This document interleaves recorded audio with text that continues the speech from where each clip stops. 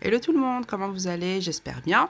Bienvenue sur ma chaîne by Dunia Cook. Alors aujourd'hui, on va faire plusieurs gâteaux. Là, je vais vous montrer simplement le modèle, tout simplement. Pourquoi pas pour la Saint-Valentin. Donc là, je l'ai mis en forme de cœur. La génoise, je l'ai faite. J'ai fait la génoise, j'ai fait la crème. Les recettes sont sur ma chaîne, donc n'hésitez pas à aller les voir et puis à les faire. Elles sont très faciles et rapides. Donc, par contre, là, on n'a pas l'étape où je coupe le gâteau, mais il n'y a pas plus simple que de former un cœur. C'est un jeu d'enfant, donc n'hésitez vraiment pas à essayer.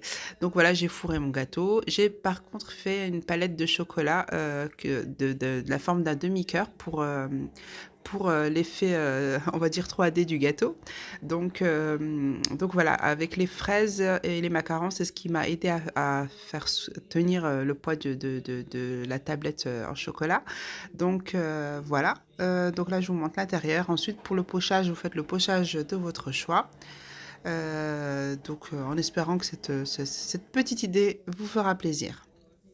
Donc là, nous allons passer sur une recette de gâteau, d'un cake noix de coco. Par contre, pour les mesures, je n'ai ni utilisé de balance, ni utilisé de verre mesureur. J'ai juste utilisé un verre, une tasse à café.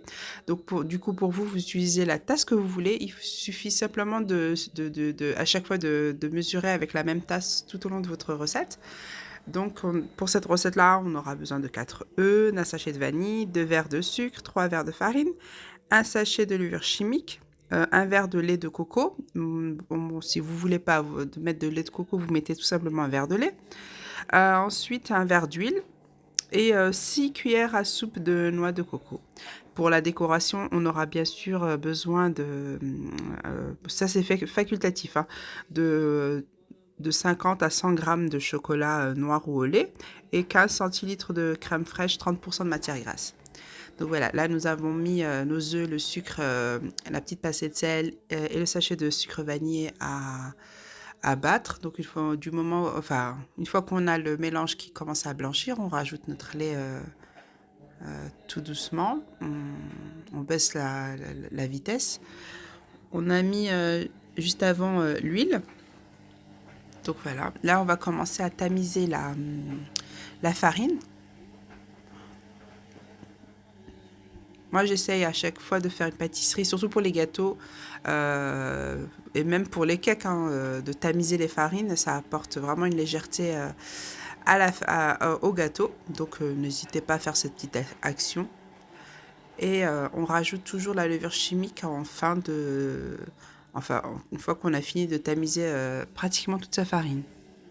Donc voilà, là je continue à battre et on va rajouter progressivement notre noix de coco.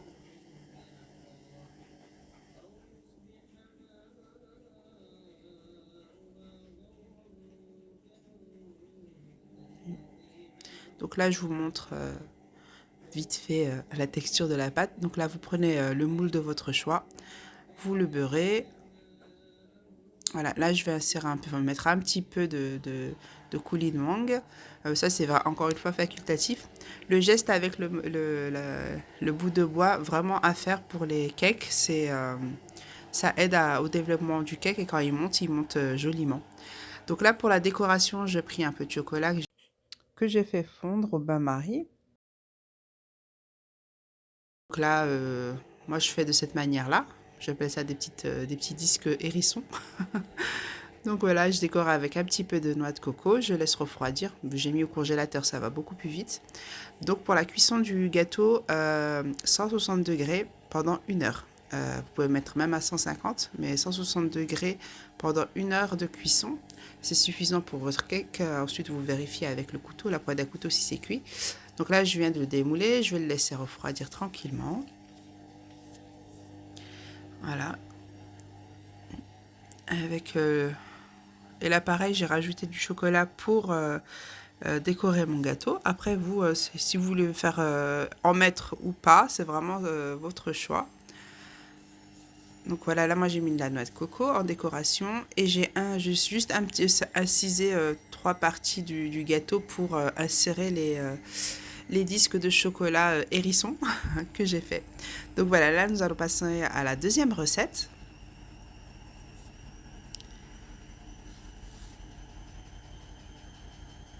Donc là, c'est un gâteau aux épices et aux pommes. Donc là, pour la recette, nous aurons besoin de 3 œufs, d'un verre d'huile, d'un verre de jus d'orange, 3 verres de farine, 2 verres de sucre, un sachet de levure chimique, un sachet de sucre vanillé, 2 pommes de taille moyenne. Et en épices, on aura besoin de sel, de poivre, de gingembre, de clous de girofle, de cannelle, de noix de muscade. Donc moi, je vous l'ai montré, c'est ça, voilà la noix de muscade que j'ai râpée, tout simplement. Donc voilà, donc nous allons commencer à travailler la pâte. Donc vous mettez votre sucre, vos œufs. Donc là, vous connaissez les étapes. Vous battez jusqu'à que ça blanchisse. J'ai rajouté les épices et là, je vais commencer à tamiser la farine avec la levure chimique. On mélange le tout. Là, du coup, j'ai rajouté un petit peu de poudre de noix de cajou. Il y a à peu près 30 grammes. Mais là, c'est vraiment facultatif.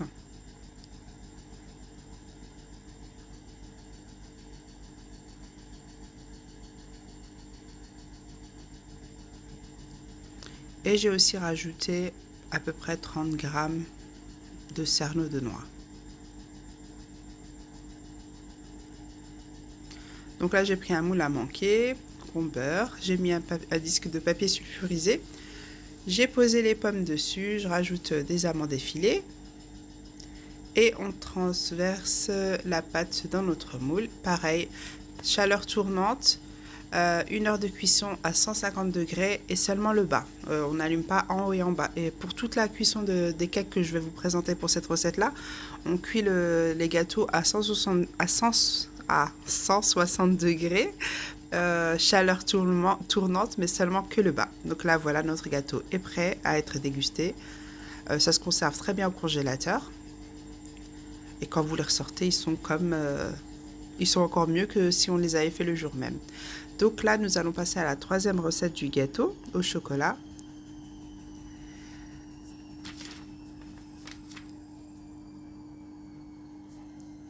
Donc pour cette recette, nous aurons besoin de 4 œufs, un verre d'huile, un verre de lait de coco. Et encore une fois, pour le lait de coco, si vous ne voulez pas du lait de coco, vous mettez un verre de lait ou le liquide que vous souhaitez. 2 verres de sucre, 3 verres de farine, un sachet de sucre vanillé, un sachet de levure chimique. Là, moi, j'ai rajouté de l'arôme de fleur d'oranger, mais vous, c'est facultatif. Si vous en voulez, vous en mettez. Si vous n'en voulez pas, vous en mettez pas, tout simplement. On peut rajouter des pépites de chocolat, vraiment ce que vous voulez à l'intérieur. Donc, c'est vraiment après vous et vos envies. Donc là, on va commencer à travailler la pâte. Donc, on met nos œufs, le sucre vanillé, l'arôme de fleur d'oranger, notre sucre. On va commencer à battre le tout.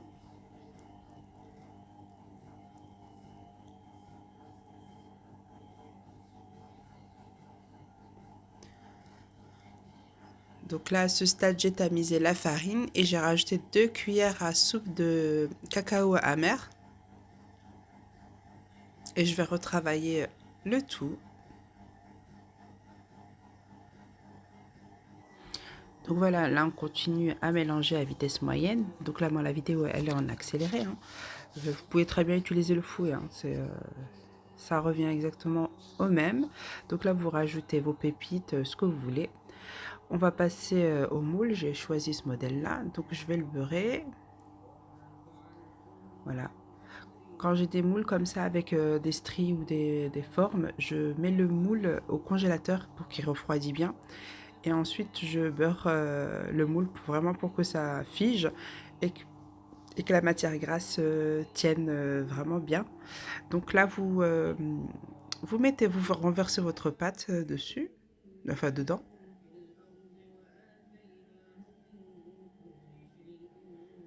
Donc voilà, là je vais répéter le même geste que je fais pour tous mes gâteaux.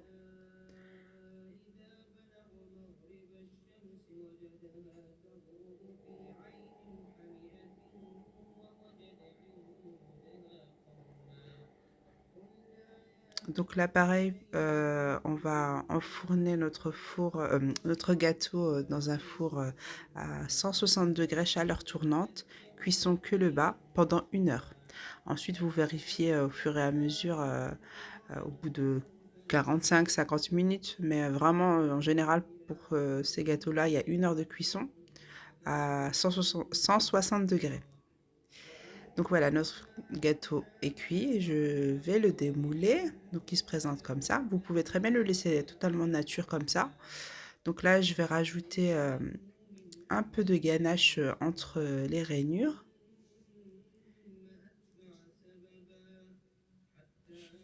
Donc voilà, là, on a terminé de décorer notre gâteau au chocolat.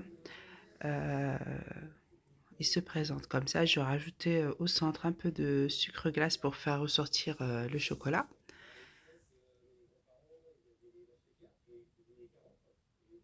Donc voilà, là nous allons passer à la dernière recette, c'est le gâteau aux dattes sans sucre. Donc là on va avoir besoin de farine complète, 3 verres, d'un verre d'eau, d'un verre d'huile d'olive, des graines de chia et de lin. Après ça c'est facultatif. Vous allez avoir besoin de dattes. La quantité c'est à vous de voir hein, combien vous voulez en mettre et 4 œufs. Donc là dans le blender vous mettez vos œufs, l'eau, tout ce qui est liquide. Voilà, l'huile, nos dattes, le sachet de sucre glace ou fleur d'oranger, c'est vraiment sur votre choix. Vous mixez le tout, vous versez le tout dans un bol. Ensuite, vous rajoutez vos graines de chia, de lin, de tournesol, de ce que vous voulez. Et là, on va commencer à mettre petit à petit la farine complète. Ensuite, quand je vous parle de quantité de dattes, il faut minimum au moins une demi-tasse, quoi. Une tasse, au moins une tasse. Donc voilà, donc là on va continuer à mettre la farine, ensuite la levure chimique. Là vous remarquerez que j'ai pas tamisé, tout simplement parce que c'est de la farine complète. Donc mélangez assez rapidement, mais de toute façon la pâte elle devient assez lourde. La farine complète a tendance à bien absorber les ingrédients. Donc aidez-vous d'une maryse. Donc j'ai rajouté des morceaux de dattes, enfin des dattes que j'ai coupées en petits morceaux. Donc voilà, pareil, hein, vous beurrez, vous farinez votre moule, vous rajoutez votre pâte à l'intérieur. Et là, pareil, 160 degrés, 1 heure de cuisson, chaleur tournante, seulement le bas. Donc voilà, nous arrivons à la fin de notre vidéo. Donc voilà, nous arrivons à la fin de nos recettes. J'espère que les recettes vous plairont, que vous essayerez les gâteaux, que vous me laisserez un petit commentaire en me disant ce que vous en avez pensé. Donc n'hésitez vraiment pas à liker, à vous abonner, à appuyer sur la petite cloche de notification pour ne rien louper. Donc comme tout le monde sait, le ramadan approche à grands pas. Je voulais profiter de cette occasion pour vous dire Brok Awasherkom, que Ramadan يدخل علينا بالصحة والسلامة إن شاء الله. Donc les recettes à venir seront en rapport avec le ramadan. La plupart des recettes seront en rapport avec le ramadan. Donc je vous partagerai ma façon de faire, ma façon de m'organiser pour passer le moins de temps en cuisine en ce mois béni du ramadan.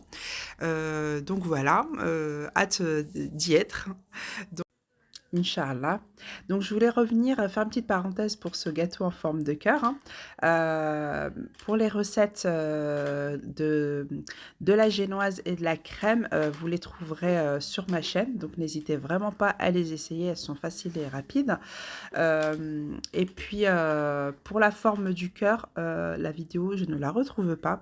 Donc, après, c'est pas compliqué de faire une forme de gâteau en cœur.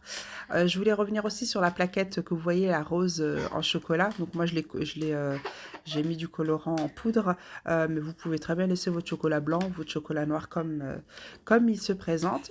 Donc vous formez votre chocolat sur un papier sulfurisé et vous laissez refroidir tranquillement. Ou vous le faites la veille, ou vous mettez votre chocolat au congélateur et vous le laissez refroidir tranquillement. Donc voilà, ensuite vous disposez, comme vous pouvez le voir, l'avez vu dans la vidéo, et vous pochez votre gâteau. Donc voilà, ça accompagne bien la Saint-Valentin, quelqu'un qui vous est très cher. Donc voilà, nous arrivons à la fin de notre vidéo. Je vais arrêter de papoter. Je vais vous souhaiter une très bonne fin de soirée ou fin de journée.